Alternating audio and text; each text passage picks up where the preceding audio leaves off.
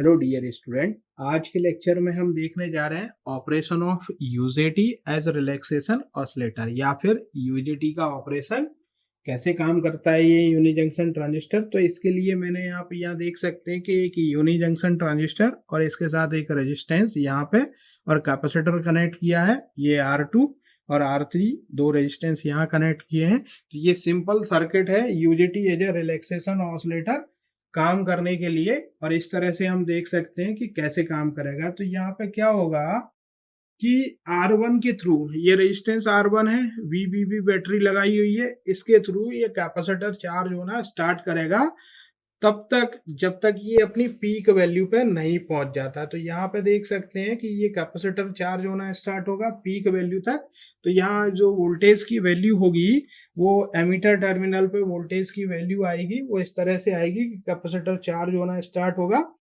अब जब peak value पे पहुंच जाएगा तो उस समय एमीटर करंट जो है राइज करेगा रैपिडली। दैट मीन्स ये यहाँ पे एमीटर करंट राइज करेगा और discharging capacitor through a base one region and R3। तो ये इसका ये जो बेस वन है, अब कैपेसिटर जब डिस्चार्ज होगा तो इसका RB1 बेस वन रीजन का रेजिस्टेंस और R3 इन दोनों रेजिस्टेंस के थ्रू डिस्चार्ज होगा। इस तरह से यहाँ पे डिस्चार्जिंग होगी कैपेसिटर की।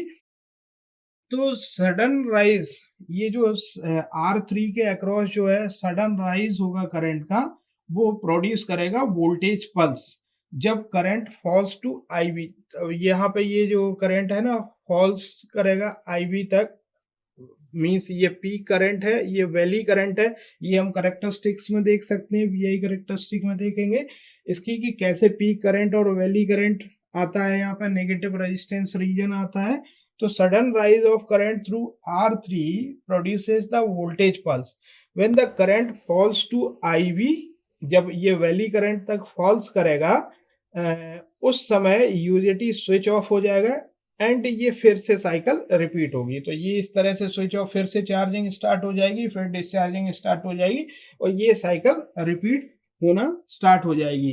तो चार्जिंग कैपेसिटर R1 के थ्रू जनरल इक्वेशन के थ्रू हम देख सकते हैं। तो चार्जिंग ऑफ कैपेसिटर वो हम एक जनरल इक्वेशन के थ्रू देख सकते हैं। वो जनरल इक्वेशन क्या है? VCT equal to VF plus VI minus VF e to the power minus T upon RC।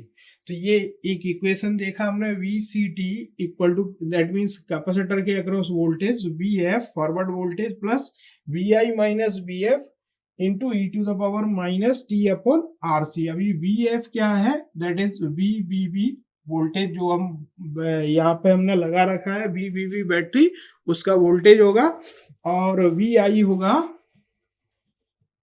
Valley voltage, जहां तक डिस्चार्ज होता है ये वैली वोल्टेज। तो at T equal to T1, suppose that कि कोई करंट है T1, VCT equal to VP। तो VP ये हम सब्स्टिट्यूट कर देते हैं, VP equal to VBB plus VB minus VBB e to the power minus T1 upon R1 C1। ये वैल्यू हमने सब्स्टिट्यूट कर दिया है।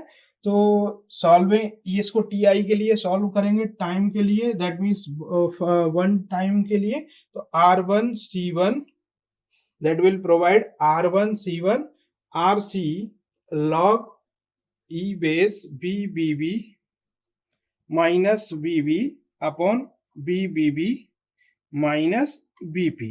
इस तरह से सॉल्व कर सकते हैं हम। यहाँ पे RC रखा है T1, ये टाइम इसके लिए रख दिया हमने R1 C1 into RC log E this and this. तो इसके लिए सॉल्व करेंगे, कर सकते हैं हम इसको टाइम कांस्टेंट के लिए। तो ये हम टाइम कांस्टेंट फाइंड आउट कर सकते हैं इस तरीके से इस इक्वेशन के लिए।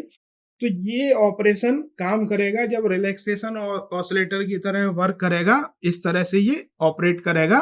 दैट मीन्स कैपेसिटर की चार्जिंग एंड डिस्चार्जिंग और VI करेक्टरिस्टिक जो इसकी नेगेटिव रेजिस्टेंस रीजन के कारण VI करेक्टरिस्टिक आती है, उसके कारण ये इस तरह से वर्क करेगा।